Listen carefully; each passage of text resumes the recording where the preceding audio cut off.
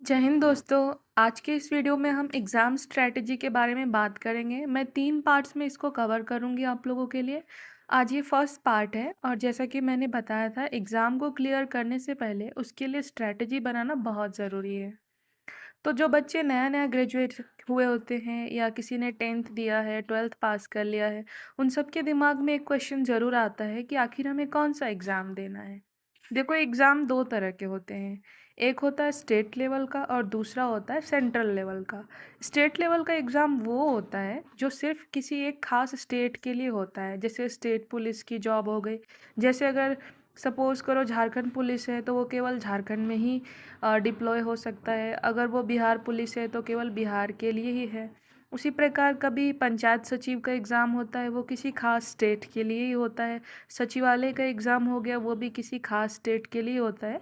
ऐसे और भी बहुत सारे एग्ज़ाम्स हैं जो केवल किसी एक ख़ास स्टेट के लिए ही होते हैं, उसे स्टेट लेवल का एग्ज़ाम कहते हैं।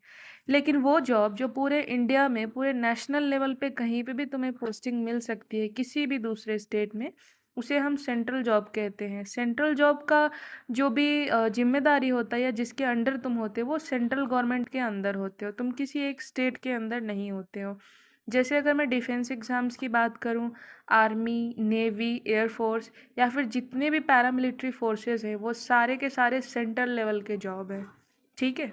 दूसरी अगर मैं बात करूं दूसरे एग्ज़ाम्स की जो सेंट्रल लेवल के हैं, तो एसएससी जितने सारे एग्ज़ाम्स कंडक्ट करवाता है, चाहे एसएससी सीजीएल है, एसएससी सीपीओ है, एसएससी जीडी है या दूसरे और भी जो एग्ज़ाम्स है जो एसएससी कंडक्ट करवाता है, वो सेंट्रल लेवल की होती है। यूपीएससी के अंडर जितने सारे जॉब्स है वो भी सारी सेंट्रल लेवल की ही होती है। तो पहले तुम्हें ये डिसाइड करना है कि तुम स्टेट लेवल की एग्ज़ाम देना चाहते हो या फिर सेंट्रल लेवल की एग्ज़ाम देना चाहते हो। पर मेरा तो मानना ये है कि अगर तुम तैयारी अच्छे से करते हो तो तुम स्टेट लेवल की भी एग्ज़ाम निकाल सकते हो और सेंट्रल लेवल की भी एग्ज़ाम निकाल सकते हो। दोनों में कोई ज़्यादा डिफरेंसेस नहीं होते हैं। ठीक है। अब बात करते हैं कि जब तुमने ये तय कर लिया कि तुम्हें एग्ज़ाम कौन सा देना है, तो बारी आती है तैयारी की। तो तैयारी शुरू कब करनी है, ये बहुत इम्पॉर्टेंट है। तो बहुत सारे स्टूडेंट्स को ऐसा लगता है कि जब फॉर्म आएगा, फॉर्म फिल अप कर लेंगे, उसके बाद हम तैयारी शुरू करेंगे। यहीं पे तुम्हारी सबसे बड़ी गलती होती है। तैयारी शुरू बहुत पहले से करनी चाहिए, ताकि जब फॉर्म आ जाए तब तुम फॉर्म फिल अप कर लो और फॉर्म फिल अप करने के बाद 1 से 2 महीने का जो तुम्हें समय मिले, उसमें तुम्हें सिर्फ प्रैक्टिस करनी होती है। क्योंकि देखो, सक्सेस का कोई शॉर्टकट नहीं होता है, ये कोई जादू की छड़ी नहीं है कि तुम 2 महीने बैठोगे और एग्ज़ाम निकाल लोगे। कंपटीशन बहुत ज़्यादा है, हर स्टूडेंट तैयारी कर रहा है, तो तुम्हें भी अपनी तैयारी उसी तरह रखनी चाहिए और फॉर्म भरने से पहले उसकी तैयारी शुरू करनी चाहिए। तो ये 2 पॉइंट्स हमने कवर कर लिया आज का।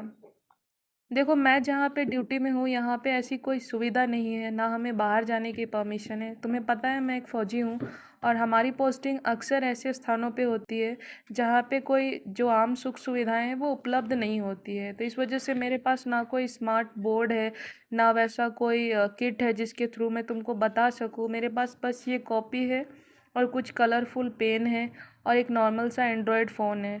तो अगर तुम्हें दिक्कत आ रही, इस चीज़ को थोड़ा अवॉइड करना। जब मैं छुट्टी में जाऊंगी तो आई होप सो कि मैं स्मार्ट बोर्ड वगैरह अरेंज कर लूँगी, तब मैं और अच्छे से बता सकती हूँ। पर अगर थोड़ी भी अभी हेल्प हो पा रही है तुम सबकी तो बताना मुझे कमेंट में। अब आगे बात करते हैं कि एग्ज़ाम का सिलेबस क्या है। देखो, अधिकतर एग्ज़ाम का जो सिलेबस होता है ना वो ऑलमोस्ट सेम ही होता है, बस उसमें लेवल का अंतर होता है। कैसे, मैं बताती हूँ। नीचे जो 4 नंबर का टॉपिक मैंने लिखा है ना, कोई सा भी एग्ज़ाम उठा के देख लो, उसमें ये 3 टॉपिक तुम्हें कॉमन मिलेंगे। कोई सा भी एग्ज़ाम है, चाहे स्टेट लेवल का एग्ज़ाम है या सेंट्रल लेवल का एग्ज़ाम है, 10th लेवल का एग्ज़ाम है, 12th लेवल का एग्ज़ाम है या ग्रेजुएशन लेवल का एग्ज़ाम है, मैथ्स उसमें 100% पूछेगा ही पूछेगा तुमको। जीएस और करंट अफेयर्स भी तुमको पूछेगा ही पूछेगा, रीजनिंग तुमको पूछेगा ही पूछेगा। लेकिन ये जो हमारा 4th नंबर का ऑप्शन है ना, बहुत सारे एग्ज़ाम्स में ये पूछता भी है और बहुत सारे में नहीं भी पूछता है। जैसे अगर मैं रेलवे के एग्ज़ाम्स की बात करूँ ना, तो रेलवे में तुम्हारे सिर्फ 3 टॉपिक आते हैं, मैथ्स, जीएस या करंट अफेयर्स कह लो और रीजनिंग। उसमें तुम्हें हिंदी और इंग्लिश सब्जेक्ट का नहीं पूछता है। लेकिन अगर तुम एसएससी के एग्ज़ाम्स को देखोगे ना, तो एसएससी के एग्ज़ाम्स में तुम्हें हिंदी और इंग्लिश भी पूछता है। आप मैथ्स में क्या पढ़ना होगा, मैथ्स का सिलेबस क्या होगा, जीएस क्या होता है, करंट अफेयर्स क्या होते हैं, रीजनिंग क्या है, उसका सिलेबस क्या है, ये मैं तुमको आगे के वीडियोस में डिटेल में बताऊंगी। पर इतना समझो, जो बच्चे मैथ्स के स्टूडेंट नहीं हैं उनके लिए भी मैं बता रही हूँ कि 10th क्लास तक सभी ने मैथ्स की पढ़ाई की होगी। तो जो अधिकतर एग्ज़ाम्स में मैथ्स का लेवल है ना, वो क्लास 10th के लेवल का ही होता है, उसमें कोई बहुत ज़्यादा बदलाव नहीं होता है। तो जिन बच्चों को ऐसे लग रहा है कि हमारा तो मैथ सब्जेक्ट है ही नहीं, हमारा मैथ्स बहुत कमज़ोर है, हमसे नहीं हो पाएगा, तो तुम गलत सोच रहे हो।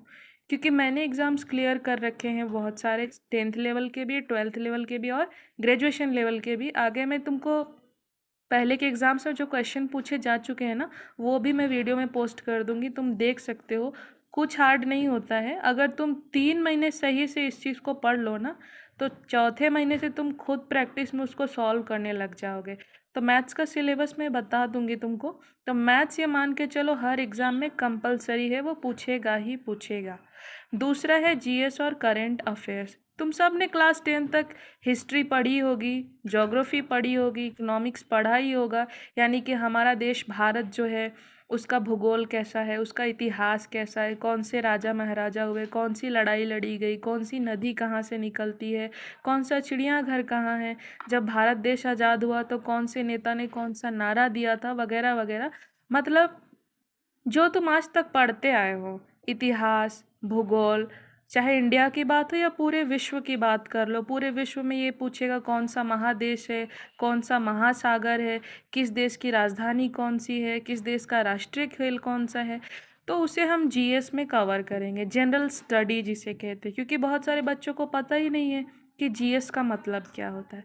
अब अगर हम बात करते हैं करंट अफेयर्स की, तो हर दिन न्यूज़ देखते हो ना, जैसे अभी पेरिस ओलंपिक्स हो रहे हैं, तो उसमें पता चला होगा कौन से खिलाड़ी ने किस खेल में गोल्ड मेडल जीता है, किसने सिल्वर जीता है। अगर क्रिकेट हो रही है, आईपीएल हो रहा है, तो कौन सा टीम आईपीएल में फर्स्ट आया है, किसको ब्लू कैप मिला है, किसे ऑरेंज कैप मिला है। मतलब करंट अफेयर्स का शॉर्टकट में मतलब ये समझो कि डेली का जो घटना घट रहा होता है, जो न्यूज़पेपर में पढ़ रहे होते हो, कहाँ का मुख्यमंत्री कौन, कहाँ का प्रधानमंत्री कौन, ये सारा हम करंट अफेयर्स में कवर करने वाले हैं।